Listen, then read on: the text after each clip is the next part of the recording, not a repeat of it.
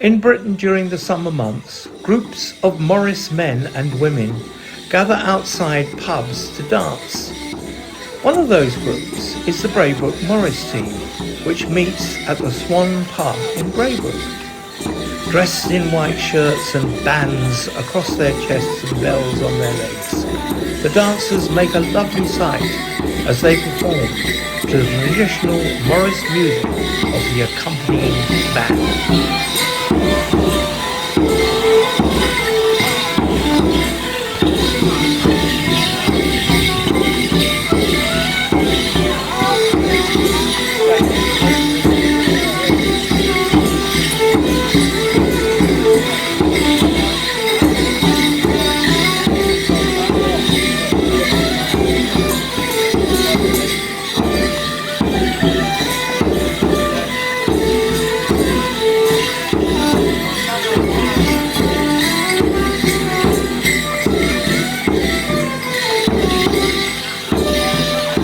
Bampton Fieldtown. Adderbury Yeah. Village, Bampton Village, Fieldtown Village, and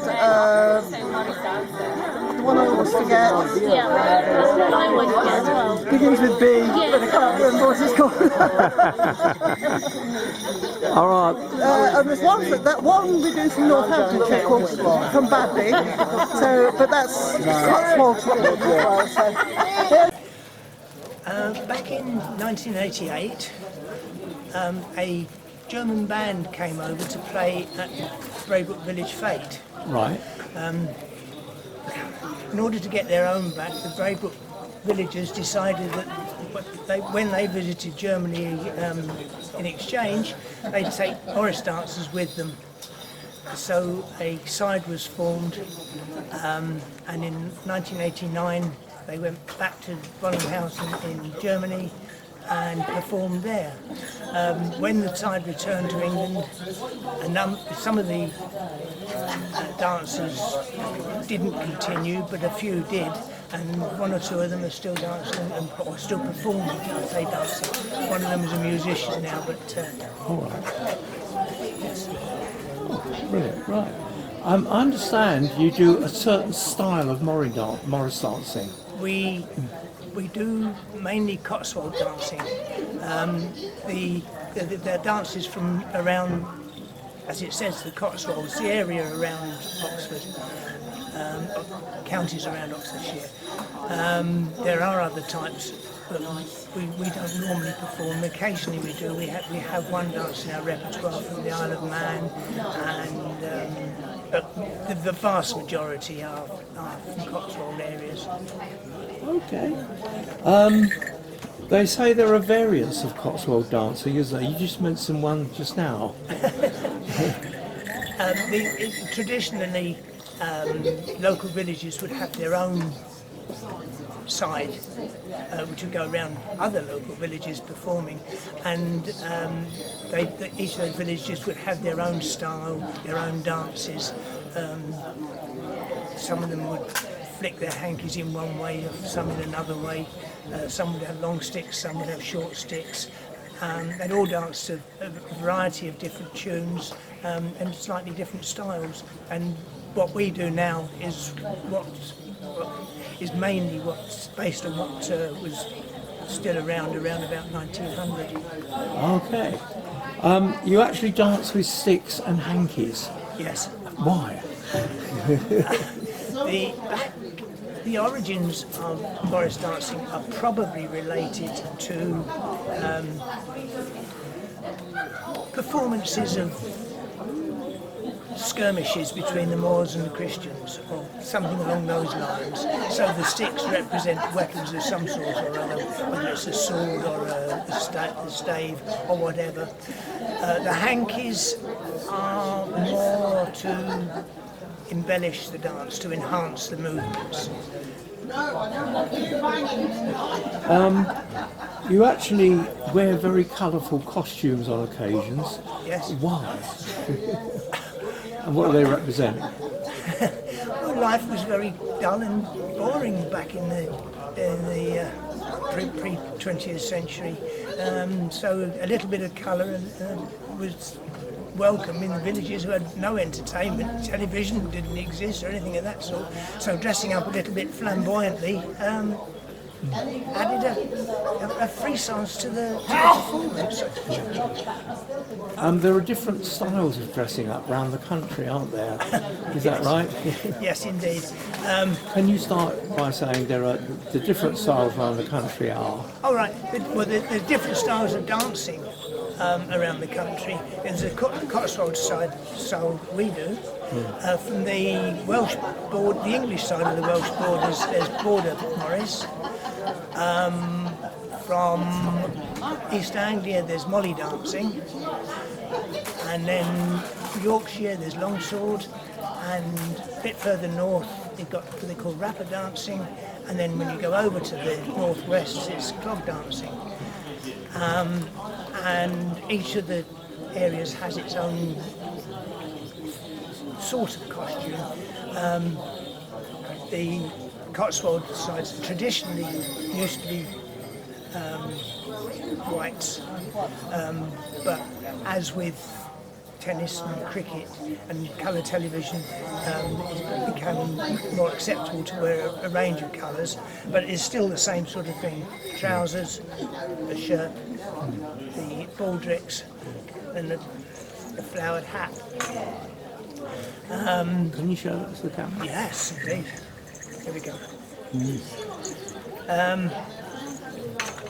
The border sides tend to dress mainly in black, but not entirely, mainly in black. Yeah. Rag jackets, and their dancing style is a bit more aggressive. So their attire is more aggressive. Then they use a lot of face paint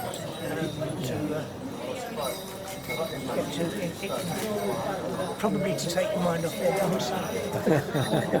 I hear some of them have black faces, don't they? Is that controversial? Or? It is controversial. And Can you say black faces are controversial? oh, sorry, yes, indeed. Sorry. Black faces are controversial. The three Morris organisations, the Morris Ring, Morris Federation and Open Morris, have all decided to abandon black faces because it was upsetting too many people, and they no longer accept sides who black their faces. That doesn't stop people using red, green, blue. There's plenty of variety out there, and some of the patterns are really quite impressive, actually. Thank you. How many dances do you have in your repertoire? The dances in our repertoire? Yes, yeah. We have around about, I think probably 30 or 40 dances in our repertoire. At any one time we would normally only do around a selection from around 20 of them. There's in excess of 200 Cotswold dances, and in the past I've danced about 50 of them, but I don't remember most of them any longer. You travel around different locations. Yes. In the area. Why? Yes, we travel to meetings of Morris dancers, for example, at Whittlesea in January. There's a mass meeting of Morris dancers there to take over the town. This summer, some of us were at the Potties Festival in Sheringham.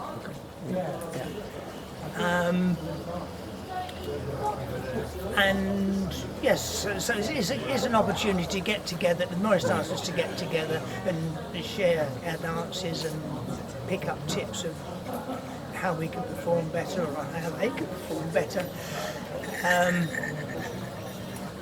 Sometimes it's an adjunct to a festival of some other sort.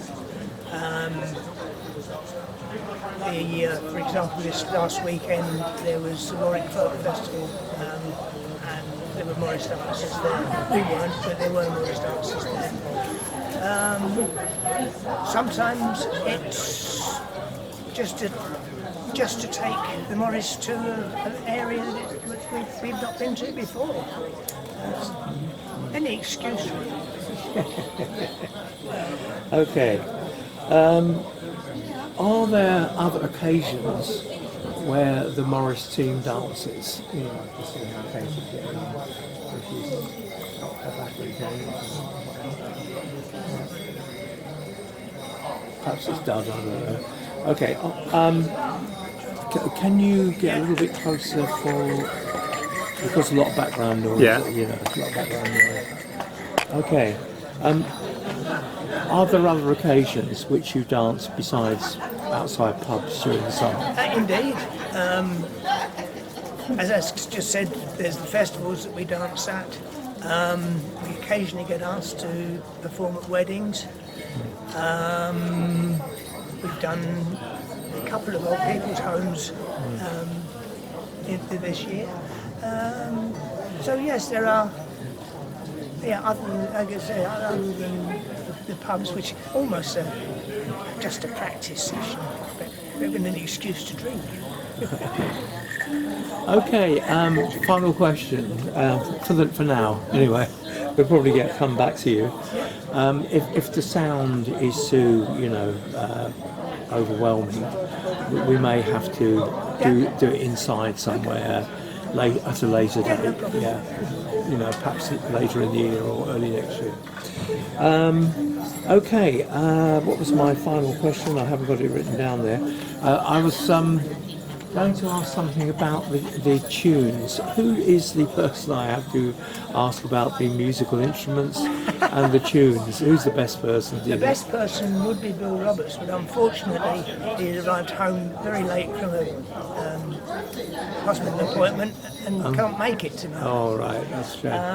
Get him another time, yeah. But you'll catch him another time, or otherwise, Yeah. no, I think Bill would be probably the best. He's probably the most knowledgeable about Morris dancers Okay. I've seen. Yeah. Yeah. Okay. Yeah, that's fine. Yeah, that's fine. So, who do you think I want to ask tonight? Do you think? The musicians. Yeah. The main styles of Morris dancing other than Cotswold are Northwest and Border, but there are many groups throughout the country that have variations of these styles. Handkerchiefs and sticks are used to enhance the performance with flourishes in the air and sticks clashing between dancers. The dances are mainly performed by the group, but duets and solo dances often take place.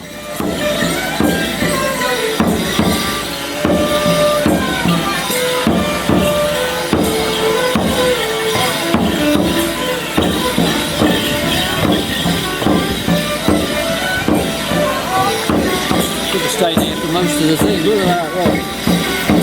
Yeah, brilliant.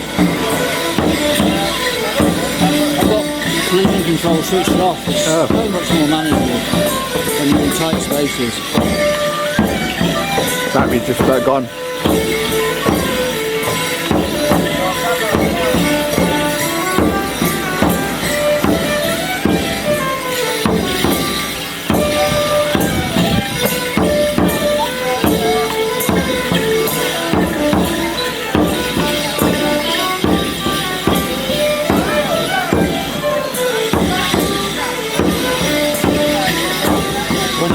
There.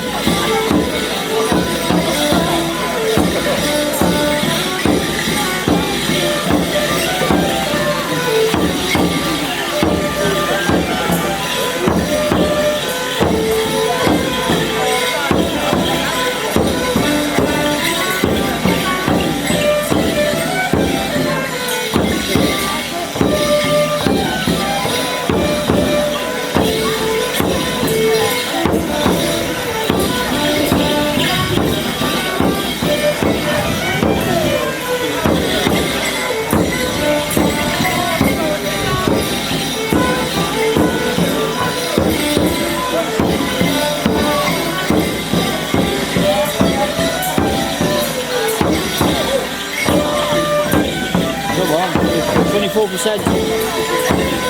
I do 0.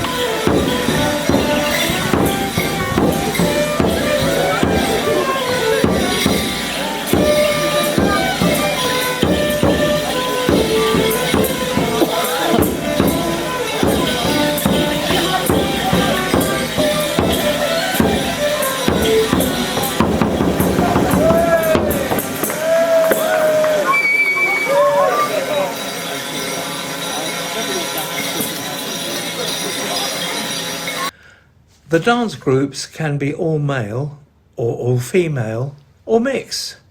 The Braybrooke team is mixed.